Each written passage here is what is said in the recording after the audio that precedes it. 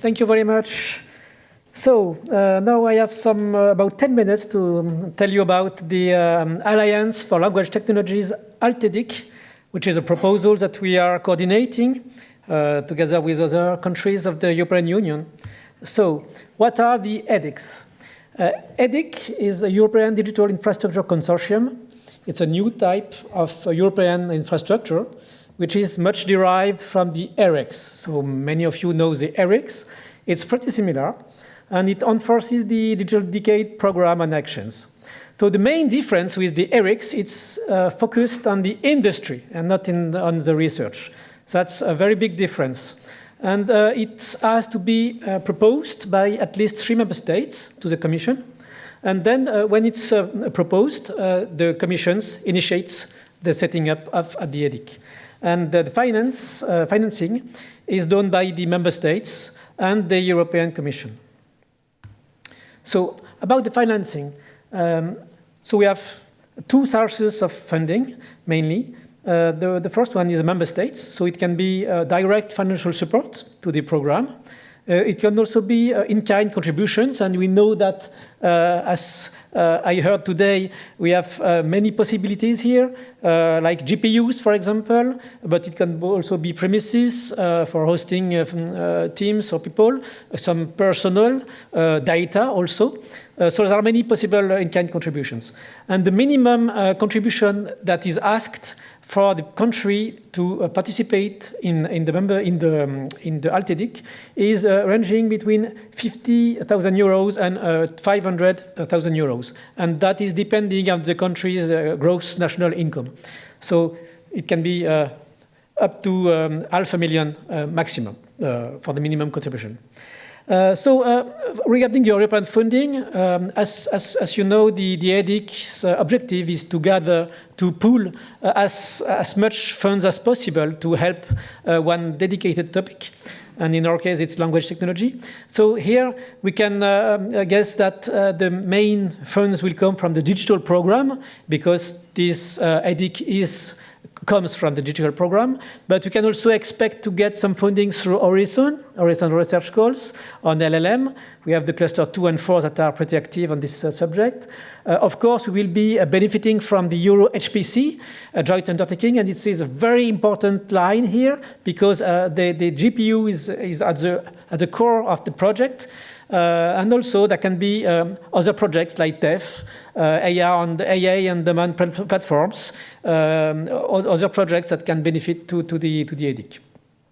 So ideally, the goal here is to reach a balanced mix between both of these sources, maybe like 50-50, but it can be discussed. So what are our objectives regarding this Alliance for Language Technologies, EDIC? So the main objective is to preserve linguistic and cultural diversity in Europe.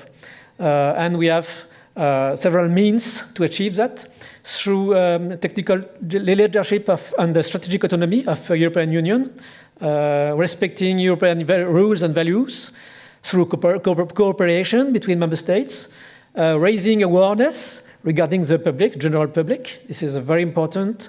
And to get this linguistic diversity, and we are here aligned with what is written here with the European Language Equality Program. So a few words about the EDIC structure.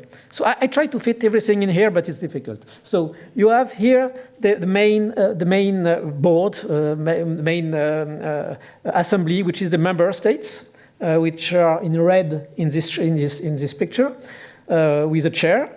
And also we have the commission, which is observer to this assembly of members. That's one part. The other part is in blue here, is the EU industries. So this will be developed with the help of the LDS CELD Plus. I guess Georg can explain you what is it. It will be dedicated to selecting and identifying industries interested in this program. So they will form a consortium of industries, And it will be working alongside the EDIC with the programs EDIC has to offer. So both of these consortiums will be appointing a strategic orientation committee with a chair, which will be responsible for the orientation of the EDIC and will be composed of 50% of member states and 50% of industrials. Also, this EDIC will benefit from scientific advising. We plan to create a scientific tactical advisory boards, which will be able to advise the committee, the members, and the director. And we have also the ethics advisory board, which will be dedicated to AI ethics, which we feel is very important, and especially in Europe regarding the regulation in Europe. And the Assembly of Members will also appoint a director to manage the team of people that will be responsible for running the EDIC on the daily basis. So what are the areas of the action plan? So we have one area dedicated to the models, language models. So we will work on the gathering of open source language models, fine-tuning existing models for smaller businesses. This is very important. Reducing and optimizing existing models. In particular, we have the Blue model in France, but I can extend to other models, of course. And we like to provide evaluation and certification and normalization to methodologies, which is very important for Europe. The second area is the development of new models. So we'd like to launch new open source models, including models with multimodal capabilities, because a lot of these models that involve multimodal capabilities also deal with language, and it's important to mention them here. Of course, we'd like to establish a very efficient and accessible, I took the word that was used, coordination for the Euro HPC computer. The aim here is to get as easy as possible access to these GPU facilities. And practically, there can be one person in the team, or maybe two, that are dedicated to getting the phone or the message from companies, from industries that need to access resources, and we will help them to get exactly to the GPUs they need for their project. So that's very important. And of course, we'd like to provide support for public and private experts for developing these new models. Third action is regarding the data, with the aim to develop a central platform for European language resource, of course, in link with what is made in the LDS, collect the data sets as a continuity to what the LDS will be doing for the next 3 years on other projects like European Language Grid or ALS Share. And we like to focus on the creation of data for strategic languages with few speakers, because diversity is very important. Last one is about the ecosystem. And this is a bit more original, and it's a bit like what said my colleague Lucy for the French project. But we also like to develop some kind of startup incubator facilities for all the European businesses in the EDIC, some things that will help develop industry in Europe. We'd like to develop the relationships between industry and research. This is very important, and act as a key player of the European coordinated plan on AI. We'd like to bring together and strengthen the LT community, provide dedicated support to institutions for investing in LT, and of course, develop cultural programs based on AI for language. I am working on Ministry of Culture, so I'm very sensible to this one, but there are many ideas possible to make AI more easy to understand by the public, and that goes through cultural programs. So the timeline. Here is a very short timeline in 4 steps. The first one is the expression of interest we produced for this EDIC project. It was in February, and we had France plus 23 members in the project. And then we worked on the proposal, and we made a pre-notification to the Commission. It was the late May. We had, at this stage, developed document, and 10 members confirmed participation, non-binding at this stage, and about 7 observers. So at this stage, we had the draft statutes, budget, action, and the implementation plan. We are targeting a formal application of the LDS in the autumn of this year, maybe like in October. So we coordinate the project. We host working group meetings. We had 4 meetings to this date, and probably we will have at least 2 or 3 of them now and in September. And the objective is to get the final statutes, budget, and action and implementation plan ready for the, I say, early October. And then we will enter the LDS preparation phase, which will go through late this year and early 2024 for the setting up of the international consortium that will come here, and the initiation of the legal hosting entity, maybe in France or maybe elsewhere. And if it's in France, we'll try to obtain the status of international organization. That can take a few months, and we like to initiate this as soon as possible. So I won't go through this, but this Villers-Cotterêts can give premises to the project. It will not only be the only offices. There can be offices in any European country, of course, but at least France can offer some premises in this building. So it's a contribution, one of the contributions of the France in the project. Thank you.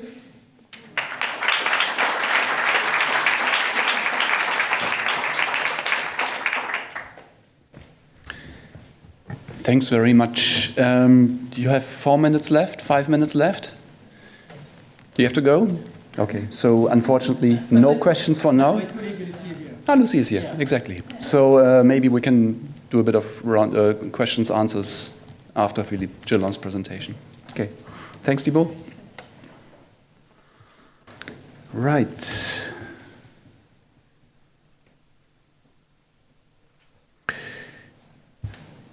So the language data space. I can almost skip this slide. Yeah. So the context, there are different ways of framing this discussion or framing this presentation. For these slides, we picked obviously large language models. They do require large amounts of training data. We know this. We are a bit short on data in Europe, especially with regard to our under-resourced languages, and as we've seen multiple times, we've seen the graphs. Except for English, almost all languages suffer from a lack of data. Just as a brief side remark, in OpenGPTX we focus on German language models, and we've run out of data. Yeah, so we don't have any additional data sources. So this is where we are right now. So the next possible step would be to actually buy data from one of the industrial vendors of data, which also exist. Already now billions and billions are being made, but this was a nice article back in February, I think, this year. ChatGPT shows just how far Europe lags in tech. We talked about this today. We also talked about the market numbers a few times today. So the market is enormous, and we need to make sure that Europe participates in this market and also substantially benefits from this market. We additionally have, and I mentioned this in the introduction today, the European Commission is focusing upon the data strategy, implementing the data strategy. New vehicles, new mechanisms are being invented, like the EDICs, in order to implement the data strategy. So this is by no means a trivial undertaking. And data spaces are an integral part, inherent part of the EU data strategy. So there are a number of different data economy-related, data infrastructure-related initiatives in Europe that are now beginning to converge, let's say. They are mentioned here on the slide, like Gaia-X, IDSA, International Data Spaces Association. FIWARE is working in this space, and the Big Data Value Association as well. These 4 came together, and they have now established DSBA, yet another acronym, the Data Spaces Business Alliance. They have begun putting their pieces on the table, putting their technologies on the table. They have published by now, I think, 1, maybe even 2 convergence documents, because the community was slightly confused. What is being done in which initiative? Which horse should I put my money on? So this is sorting itself out by now actually collaborating in this space. This is aligned now with European projects, plural, almost plural. So one of them is DSSC, yet another acronym, Data Spaces Support Center. All of these are collaborating. That's a big European project that is meant to help the official European data spaces doing what they have to do. And the language data space is one of them. Yeah? So the language data space is one of the common European data spaces, which has the official European Union mandate of collecting language data for our languages. The other project listed on the slide here, Simple, that is still being evaluated, I think. There were a few proposals for this framework contract. If all goes according to plan, I think this will start late this year, maybe early next year.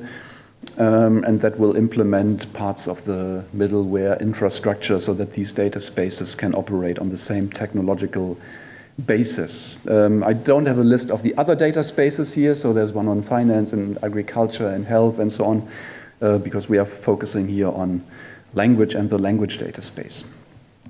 And again, there's a focus on industry. So this is not a research grant, it's a procurement project with a modest budget, 3 years runtime for if it renewed and extended. And the objective is to develop and deploy a European platform and marketplace for the collection, creation, sharing, and reuse of multilingual and multimodal language data. Important features here are the governance framework, technical architecture and infrastructure, openness and promotion, and the stakeholders in this order here are industry, research, public administration, cultural associations, NGOs, and citizens. This project is executed by a consortium consisting of these partners here. DFKI is coordinating, and we have on board ILSP in Greece, ELDA in France, and Tilde in Latvia. And I think all of these partners are represented here today if you want to talk to some of them. In addition, we have a number of subcontractors for specific parts of our work plan. And we also have a legal expert on board in Paris, and following the tradition of ELRC and the ELG national competence centers, we will have individual subcontracts with many of our colleagues in the different countries who will help with what in ELRC was known as the country workshops. Yeah, so we will continue this so that we have an outreach promotion mechanism in the different countries to promote the language data space and what it is doing. In total, we have 14 different tasks. Think of them as work packages. They can be clustered like this. So coordination is clear.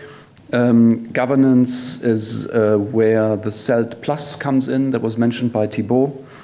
Infrastructure is, I think, also pretty evident what that is. So technical development of the language data space. Promotion has to do with social media channels, event organization, and many other aspects of promotion. And then one dedicated task on data protection. I have listed them here as they are. We could talk about this work plan now for a long time. We are not doing that today, but I want to especially maybe single out now tasks 2 and 3. So in task 2 is the CELT, task 3 is the CELT Plus. Maybe let's start with 2. CELT is the Center of European Language, Center of Excellence of European Language Technology. That's a representation body where the different member states come in. Member states, representatives of the ministries of the member states come in order to bring in their needs, their strategic ideas, their own projects, their own initiatives. CELT Plus is the complement, which is representation from industry, again, from the member states, also from research. And together, CELT and CELT Plus will, in a way, shape the strategy, the implementation of the language data space. And this is already when the call for tenders, I understand, was written. That was quite a while ago. That call closed in September last year, so the call itself was written very early last year, maybe even in 2021. And already then it was, as far as the Commission could do that, aligned with the development of the EDIC. Yeah? So there are bits and pieces of the language EDIC sprinkled all over our work plan, especially in tasks 2 and 3, yeah, where we will align with the language EDIC. So, and the language data space will be built, of course, on previous projects, previous initiatives, including those on the screen. The consortium was intimately involved in all of these different projects. The most important one for the language data space, I guess, were and are ELRC and ELG, but ELE obviously also plays a role here. And the technical development, which is led by ILSP, will be informed by experiences made with the development of ELG and other platforms. Again, not going into details here, we have specification tasks, we have implementation tasks for the various bits and pieces that we need in terms of technical components, from user and identity management, data access, usage control, commercial transactions. It's not only about the software being developed, so the requirements also need to be put together in a way that they fit the needs of the participants, which are the relevant members of the communities in the different member states. So this is slightly complicated, slightly complex, and we hope that this plan pays off in the end. We've talked about various shades of gray of this architecture many times. So different degrees of centralization or decentralization are possible. The final word hasn't been spoken yet. That remains to be seen. Also in discussions with the other projects that also suggest what they call blueprints. So this project DSSC that I mentioned, they are now collecting and producing blueprints together with people from the data space projects, including us. So we work with them also. And we need to make sure that what we develop in the different data space initiatives and projects, and we are only one of them, is aligned as far as it's possible. So we cannot probably align 100%, but we would like to have that number being as high as possible. So here the idea is, and that picture has a certain resemblance with European Language Grid for a reason, but the new part here is now the decentralized aspects. So ideally we have these distributed data space connectors, with the companies, with the research organizations, maybe even public broadcasters who would like to deposit data that stays on-prem to the language data space. And in an ideal world, so federated learning mechanisms can then visit the data at this site or at that site or at this site here, and then train a language model with the data never leaving the premises of a certain library, a certain broadcaster, for example, so that everything is secure and safe and stays on-prem. This is an important part. It's also one of the it's a cool promise in a way. So it's an important point for companies, for research organizations, often and still, to keep the data on premise. And if we can get this done, or a variation of this architecture done here, that would already be a great killer app, so to speak. In the project, we collaborate with various others, various other projects. I mentioned the DSSC project already, with many different interactions with them, with OpenGPTX, with Databricks, yet another project that was also presented earlier in the expo, with European Language Grid, obviously, with ELE. There are already now, Ines Data is one data space project, which is not part of the official language PERTE initiative, as I've learned recently. But there is already a next set of language data space projects popping up on the national level. So, and the colleagues in Madrid are building, at UPM, they are building now a language data space for Spain. Again, this is not the official PERTE language data space. We need to see if and when this happens. Right, our next steps. It took a minute, but we have a website now. That's maybe the great novel announcement for now. So I will show you the URL on the next slide. This has been slightly challenging, let's say, but we now have a website for the language data space project on europa.eu, where it was supposed to be in the first place. And we are happy that we now have it. We are still working on the basic technical decisions regarding the architecture, as indicated just now. We're now starting to populate the main boards in very close collaboration with Thibault and Lucie and the rest of the EDIC working group. This is in progress as well. We started planning and also already had the first couple of events. In total, more or less about 70 different events in language data space, including the different country workshops. There will be a launch conference later this year, and so on and so forth. So please stay posted and up to date by subscribing to our newsletter. Yeah, so there's a newsletter that is published on a regular basis. Please subscribe. That's right now the best way of staying informed. You can also subscribe to the Twitter channel, to LinkedIn, and so on. And yeah, I mentioned the collaboration with the Language EDIC working group. If you want to check the website, this is it, yeah, languagedataspace.ec.europa.eu. Since yesterday, we've had it. And with this, I would like to close the presentation and invite Philippe Gelin to the stage for his wrapping up presentation regarding these different developments. And maybe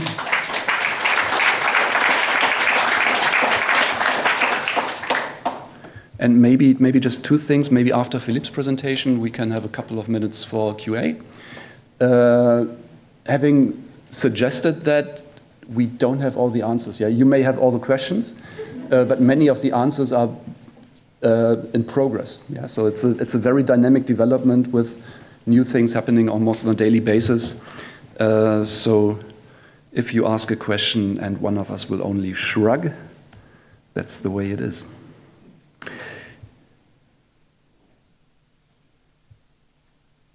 With this, I would like to hand over to Philippe Gelin.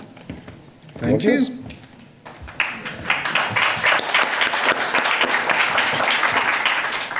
I think it's just the perfect introduction.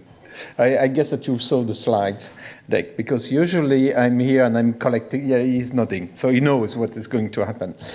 It's actually a challenge, because we were asking, basically, Georg was asking, okay, what's going to be your title? And I say, why not the future of data space beyond LDS and EDICs? I mean, what am I going to ask? What am I going to say and ask? So I turned it a little bit around, and I actually started to raise questions. So which direction? Where are we going? And if you notice, and if you are one of the old people that know movies and the like, you will remember this one is basically Encounter of the Third Kind. So really, that's actually a little bit what happened this year. So we have been encountering ChatGPT, and what's one of the things that was really surprising and wondering, okay, what are we going to do with it? What is it? Is it really AI? Is it really AGI? Is it simple text generation exercise where it's placing and the like? But that's basically also one of the questions to be raised. Where are we heading, and where are we going to go and to proceed? And then another question is, in which dimension are we questioning ourselves? So you know that now there is something happening. You have the European Parliament, the Council, the different member states start to talk together thanks to ChatGPT, honestly, and the work that you have been doing for years and years, and that we have been doing as well for years to years. But there is a convergence between the Parliament, the Council, and the Commission on really acting and trying to find things. There is also other dimension. What can be the funding and the resources? Obviously, the research, being from European point of view, citing the Horizon, on the deployment with a new, just be reminded that the digital program is a new program. It was not existing. There was a CEF one, which was really barely looking at the digitalization, but the digital program is a big one. It's a big opportunity. Of course, it's getting closer to the market, and as has been said several times, I mean, we really need the collaboration between the industries and the research, the ministries and the like, really to go all together and to create it. The digital decade is a new tool as well, and the EDIC is really one which is covering from a governmental institution point of view, and is also covering all the different institutions. And then there is additional funds which are appearing, like the sovereignty funds, because we are really taking and talking here about sovereignties. And there is other dimension. The one that I wanted to mention is a time. It's a time, I know the slide is a little bit small, but it's a time frame. It's a dimension of what should be done now and what should... Where is our Swedish colleague? He disappeared. But I keep the... Well, stop talking and start acting, okay? I keep it in mind. But keeping it in mind is not enough. And the other one is coming from a research project that I really enjoy, is really the mapping. It's really an old one, that's the reason why I keep it, is the mapping between the different words in the hyperspace exercise. That's one of the slides that I'm using in order to try to explain what is happening with the hyperscale and the hyperdimension and what is happening between the different languages exercise. But talking back to the time and the history, I just want to come back in 2019. 2019 is 4 years ago. I remember that I presented this slide. It was an easy slide. It was for basically all the DG, Director Generals of the Commission, the Union, and the like. It was a very important meeting, so I made it simple. You know, 3 blocks. AI, data, and HPC. These are the key points that are really needed to work together. And what was happening at that time is actually AI, when you were looking at all the patents, it was just exploding because everybody was investing in that domain. In the data, you can take a picture. It's basically 2019, so it's 4 years old. So there is no problem because I see people taking. The data was also exploding at that time, and HPC was growing as well. And basically, the message that I was trying to sell there is that if you change simply data by language resources, because at that time it was more language resources. Now we call language data. We keep the data branding exercise, but it's just in the middle is language technologies. So really. That is still, this picture is really still valid on this exercise. And I heard so many times that HPC is mandatory, it's very important to leverage it. Data is obviously, and AI, the technologies, the resources, the people are also key aspect. And I think that in all the endeavor that I'm hearing, everybody is really taking care of it and trying to make them articulate and start working together. Another dimension is also the legal instrument. And here it starts to be complex. It started to be a boring presentation where we are talking about joint undertaking, the EDIC, the Union Agency, the IPCIE. I still need to understand exactly what it is about, but at least there is a new tool, which is the EDIC, European Digital Infrastructure Consortium, which has the flexibility, the maximum flexibility of the tools that the Commission and the Union can put together. And that's the reason why we were really trying to push toward, for the language technology domain, really to establish this EDIC exercise.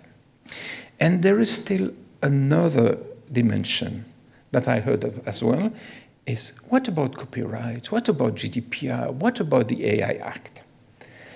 And then I put a few pictures, and I'm barely willing to test you to say, okay, why these pictures of architectures?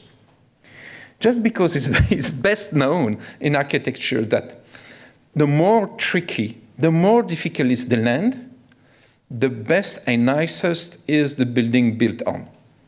So the land is complex, and people start to smile and understand the meaning here. We don't make it easy. It's a wish by the population to protect the copyrights, obviously. The GDPR is a mandatory action. The AI Act is yet another constraint that we are putting. So we are building constraint. But it's with that constraint that we have to build this exercise, that we need to build solution. And I do really hope that what will emerge from it will be the nicest architecture that you can imagine from. In summary, I could say that at this stage, right now, we have everything at hand, all the tools. They are not mature yet. They need to be worked out, but we have all the member states talking together. We have starting to get the industries also to start to be onboarded and to start to really incorporate the needs of the different and the need and the constraint of them. And we really need to, we really need to work and to build, and we even have a timeline, which is the EDIC creation, where by the end of 2023, basically we have to have everything onboarded. In conclusion, tons of questions, that was only question. But there is one thing which is sure, from me, is that the people and the communities really design their futures. And here you are really representing the different countries, the different cultures, the different languages. And it's up to you really to define and decide basically what you want to achieve. And I think it's a very nice, cool presentation. Thank you very much. Very less boring. And I presented nothing. I did not commit anything. And I have not given any money. But I'm opening for floor for questions. Right. Are there questions? I will give you this. Thank you. How to speed up the whole process? I mean, all is fine, except that it's extremely slow, right? Yes, it's extremely slow, and I can tell you that putting 24 countries or 27 countries together is slow by definition. And one of the, it's also a learning curve for us, or at least for me. One of the problems, for instance, is the political lines of the different countries. You cannot align 27 countries like that, because at least 3 or 4 will be in election period, will be before election, or will be trying to re-establish the ministries. On that ground, you already lose basically 7 countries out of the 27. That being said, you do not need to have all, yes, it's true, you do not need to have all the 27 countries to sign it up rightly. And that's the reason why the EDIC was also designed to be having a minimum of 3 countries. So as soon as you've got the 3 countries, you can start running with the possibility of onboarding later. So that was one of the things. Now, obviously, when you take speed, if you are talking about ChatGPT, if you are talking about an SME trying to establish, I mean, that's not the place. I'm sorry. We are a governmental institution. We are slow. The research academics are slow as well. We need to find other solutions. And some of them are easy. So like for the research project, we've got the FSTP calls, we can be more dynamic and the like. The solution here is to try to see what is already running. And one of the presentations that you had this morning, which HPLT, which is a research project, it will be the first one with the existing already one. You had Bloom, you had the OpenGPTX, you get the Sweden GPT style things. I mean, things are moving. What we are proposing is something which is far more stable on term. And it's one thing that resonated to me as well was that models will have to be updated. We will have to keep ensuring that copyright in process. It's a long-term establishment that we need to establish. And that's more where we have the advantage. We're not going to be the first one on the market. Market is basically ChatGPT is there. And they are very visible. And that's also one of the frustrations I had when Magnus was saying, well, we've got the Swedish one, we've got the Polish one, we've got the Portuguese one, if I remember well things. Yes, it's good, and people try to make publicity there, but it's on each and every individual country. So if only we can resonate and try to promote more centrally, in addition to the national one, it would be already a good point.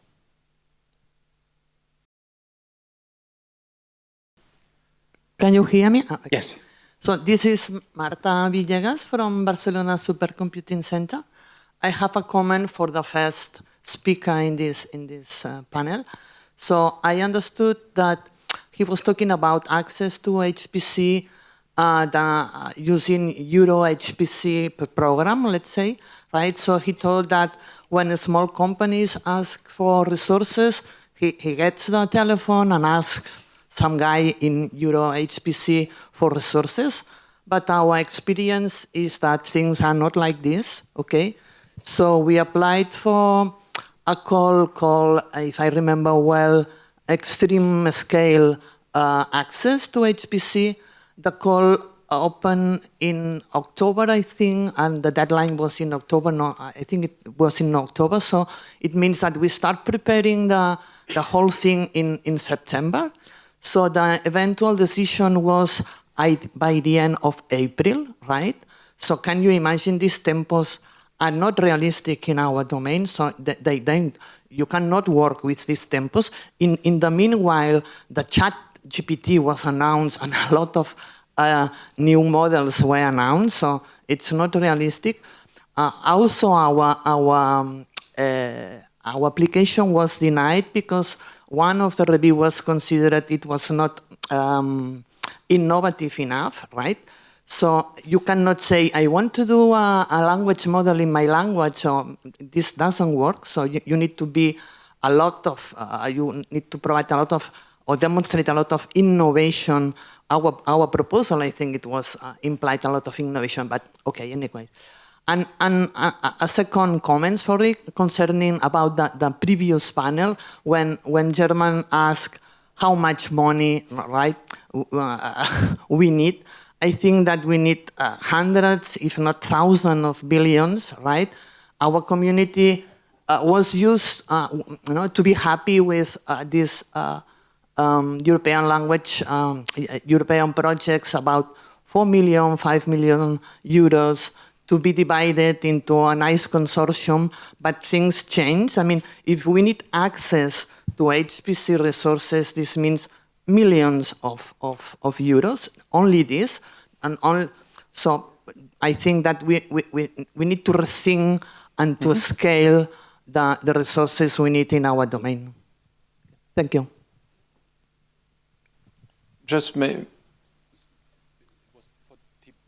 So the question was for Thibault. Do you want to respond maybe to the HPC accessibility? Yeah, thank you. Well, I don't know if I have an answer to give to that, but I take it in note, actually.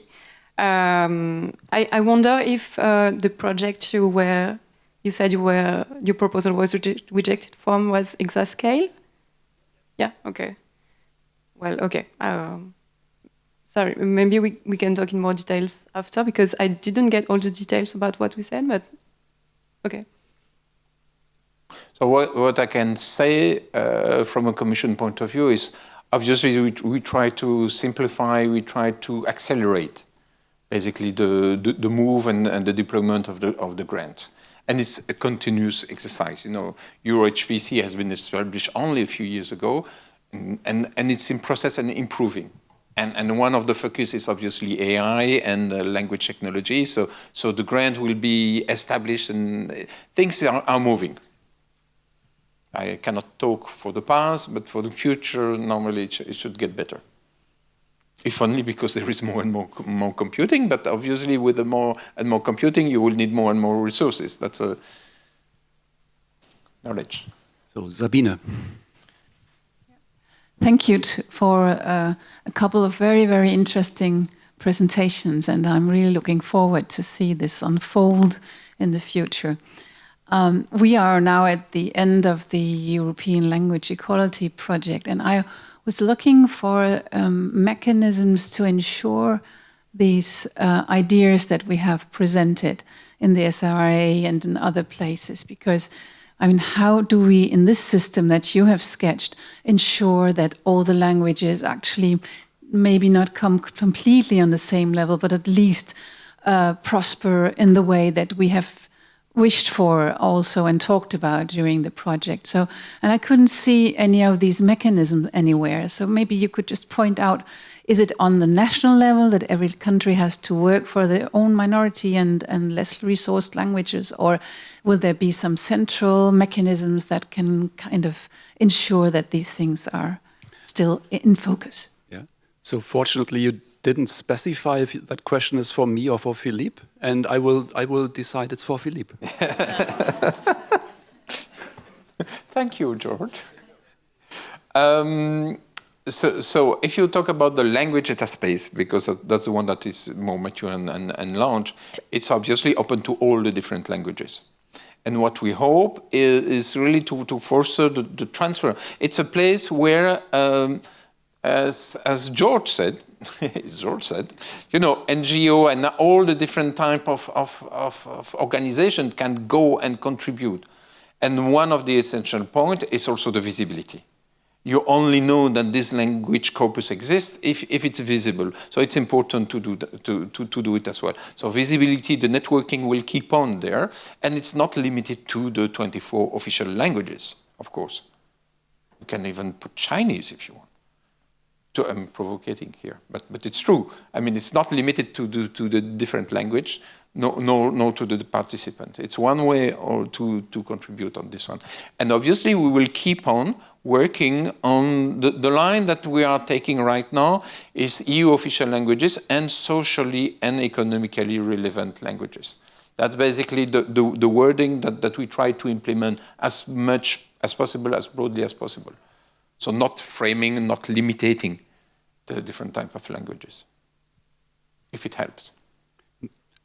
Right, exactly. And as mentioned before we started the QA session, of course, many things are still unclear. And larger parts of this action plan of the EDIC need to be digested, discussed, and so on. And we will try to make sure that the ELE program and what is happening in the EDIC are aligned as much as possible. Yeah. So.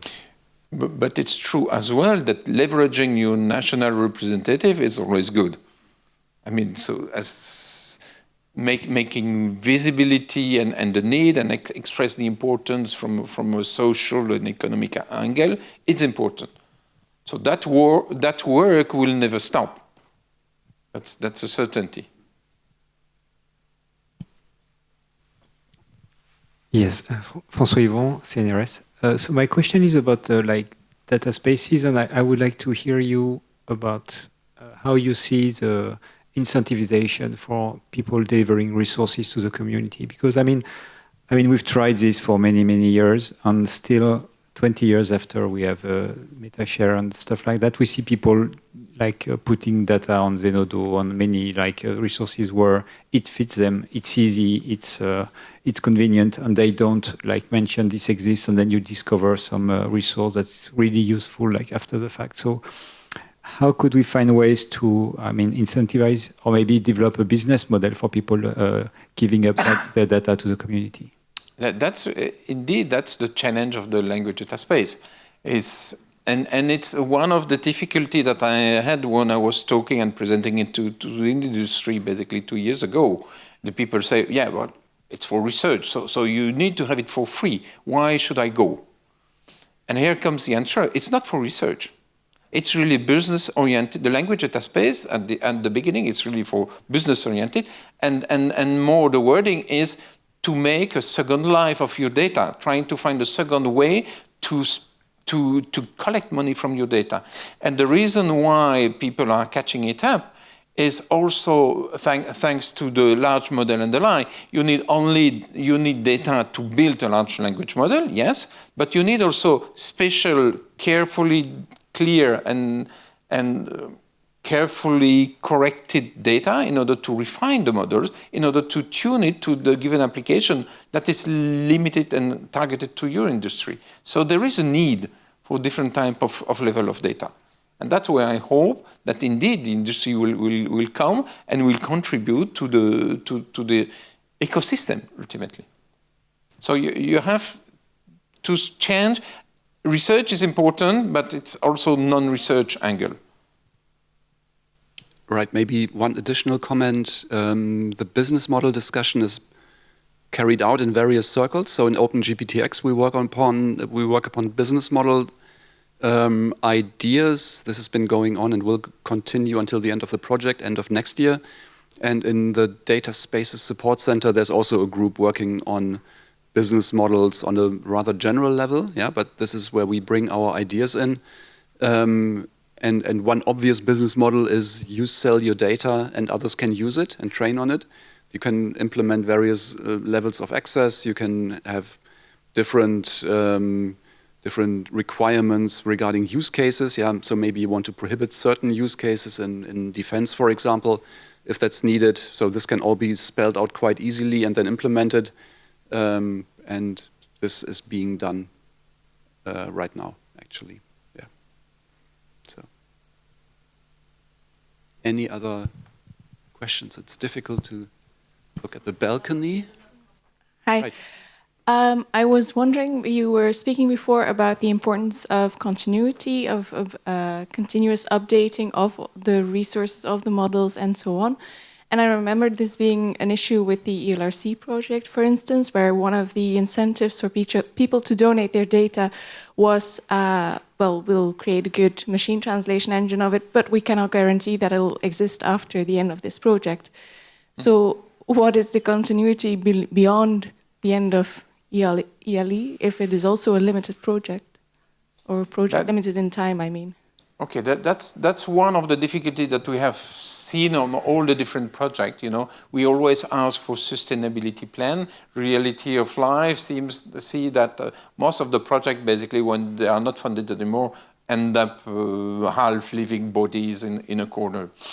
ELRC was established basically for the whole 7 years, and will keep on through the language data space. But even the language data space, I mean, it's a continuous funding for the Commission for 3 years. Who can commit on the 7 years and the line? That's a reason why, as well, why the EDIC is a nice exercise of more structural, creating a legal entity which indefinite duration and supported by as much countries as possible. This is the most stable legal scheme that we have currently. And that's one of the reasons why we go for it. But who can say about the future? That's one of the questions. Well, I wonder whether we're not just missing a trick as a collection of people interested in this topic. You know, if you just go back a few years when we were doing statistical approaches, you know, we found then when we moved to neural approaches that we needed much more data. So people started to create synthetic data. And then if you took away the authentic human-produced data, the synthetic data was quite robust. You know, you got quite good performance just on the synthetic data. There's a recent paper by Marcin and Matt Post on document-level machine translation, and they found that actually parallel data was harmful, you know. So I wonder, I mean, we can generate our own text. For some of these languages that were important, you know, to us in ELE and in the audience, we know it doesn't matter how much, you know, you reach out to the community, that data just is never going to be there. And let alone if you move away from Europe to, you know, the other 6,500, 7,000 languages, that data is not there, you know. So, you know, this approach is not going to work for many, many of the world's languages. You know, we have to think outside the box. And it just seems to me like we're complaining about we don't know what's in the data is biased. Now, if we were clever enough to come up with ways of generating the right sorts of data, then all of those problems, or some of those problems, might disappear. And I wonder why we're not doing that more. You know, synthetic data is necessary to make these machines work at all. You know, that human-produced authentic data is not there in sufficient quantity. So we have to go more down the synthetic route. And I wonder why we're not doing that more than we currently are. Who am I to answer that? George? Yeah, so maybe two things. First, I fully agree. Yeah, it's a great route to investigate. But there is data that needs to be unlocked, but that is simply not accessible to us. DFKI recently did a study for the European Parliament on there was a technical feasibility study. It was almost 25 of us in various DFKI labs. We participated, and it was about the feasibility of the implementation of a European streaming platform. Yeah, so can we build a platform that may or may not look like YouTube a little bit maybe, that takes broadcasts, more or less almost in real time. There's a new program in, I don't know, Danish, for example. Yeah, it's being broadcast. So the platform is being pinged that there is a new program, takes the program, processes it automatically, produces subtitles, maybe even synthetic voice tracks, so that everybody in Europe can consume this maybe Danish reportage on or report on anything. Yeah. So if this is done with all European broadcasters, public ones, private ones, with of course a little bit of tech development that needs to be done for the ASR and additional processing, then we would have a data generation machine that we could use, on a daily basis that would feed itself almost. And if we do this in collaboration with language data space, with the emerging media data space, which will also exist sooner or later, so we pitched this to the parliament, they liked it, and now it remains to be seen what comes out of it. Yeah.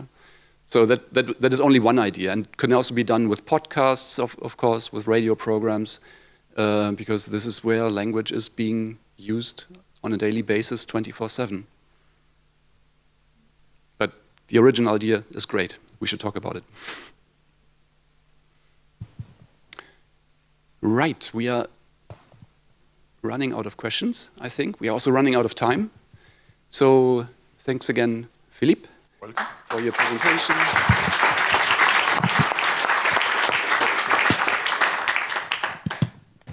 Just very, very quickly, and it's great that Sabine already asked the question, what about ELE?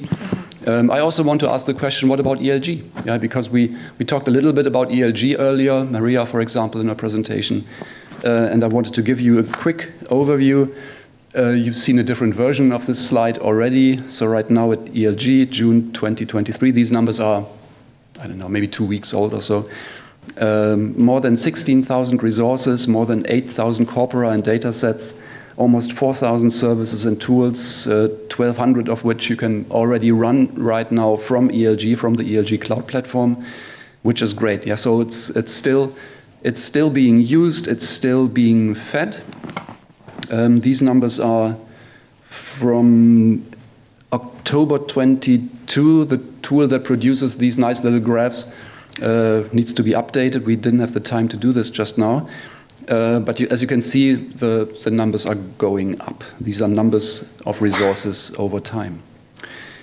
Numbers of users also steadily growing. Yeah, so we have more than 1,000 users registered in ELG.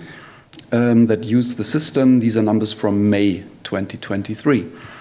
And right now, we still don't have a direct follow-up project, but other projects, the 4 ones that you can see on the screen here, currently support ELG, use ELG, do something with ELG in a certain way. In SciLake, that's an EOSC project, European Open Science Cloud, we will try to, in a general way, we will try to attach ELG somehow as an overall service into EOSC by means of the SciLake project. In OpenGPTX, we integrate ELG into the emerging Gaia X infrastructure, which would be an entire presentation in itself right now, so let's leave it at that.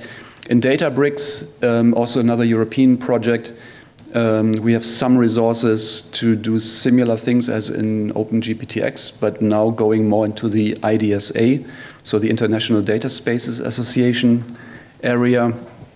And then we have a project in Germany called NFDI for Data Science, one of the NFDI projects that is, the larger initiative that is developing the German National Research Data Infrastructure that runs for 10 years, this program, almost 25 projects. It's a huge endeavor. And in the NFDI project that concentrates on data science and AI, we will attempt to integrate ELG as a wider service into this NFDI initiative.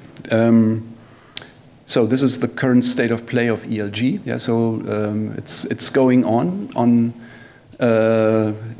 let's say 4 smaller flames, not one big flame here. And hopefully sooner or later we can follow up with a bigger project. Now, also Sabine's question, what about ELE? So already in 2018, we have seen that the European Parliament recognized digital language equality as a very important goal that we should try to achieve as the Union. We specified the ELE program in our strategic research agenda. Between 500 and 750 colleagues participated. More than 150 colleagues participated in the book production with chapters and chapters and chapters. So all in all, there's strong support for this overall idea and initiative and goal of setting up the shared program between the EU and the participating countries. The EU right now, as you've seen in Philippe's presentation, is now currently concentrating on the EDIC, which is also an incredibly complex undertaking, as was indicated in the various interventions. But there are conceptual similarities between the setup of the EDIC and the setup of the ELE program. And it is clear that we should try to identify and make use of the synergies between the ELE program and the language data space, as well as the language EDIC. So, the future of European language technology. So we had a number of strong European LT initiatives, ELG, ELE, language data space, and they all have a built-in end date in a way. Yeah? So, and the EDIC doesn't. So the EDIC hopefully runs until, I don't know, infinity, eternity. This remains to be seen, but there is a stable vehicle that we should try to make use of. I see several challenges. I list two on the slides. First is the danger to reinvent the wheel. We should absolutely avoid this. So that danger exists or can exist, for example, with regard to certain infrastructure. So there's no need to re-implement things that we have implemented already, sometimes even multiple times. And there's another challenge which is a bit more tricky. EDICs are driven by the member states. Yeah? So, and European initiatives don't have a natural champion in one of the countries. So there is not one country that would say, we support ELE by all means, or we support ELG by all means. And I think, yeah, to be provocative, that's a mistake in the EDIC construct, that there is no natural champion for European initiatives that are mainly driven by European Union projects. And we should make sure that this doesn't happen in the implementation of the EDIC. And we should make sure that our previous projects, some listed on the slide, obviously not a complete list, also including national projects, and especially these bigger European initiatives, benefit from the language EDIC and its long-term prospect. Yeah? So the idea is, of course, now centric with regard to ELE, ELG, and the language data space, that we make sure this is all being channeled into the EDIC, also in terms of making these initiatives sustainable. Right, so that concludes a very, very long day. I would like to close this conference today now by thanking all the different speakers, the people who have asked questions, everybody who traveled to Brussels for the conference.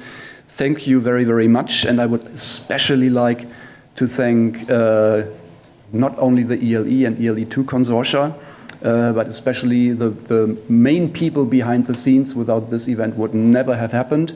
I see Katrin Maheinecke, Annika, I don't know where Annika is, and Jane Dunn. Jane is sitting over here. Big round of applause.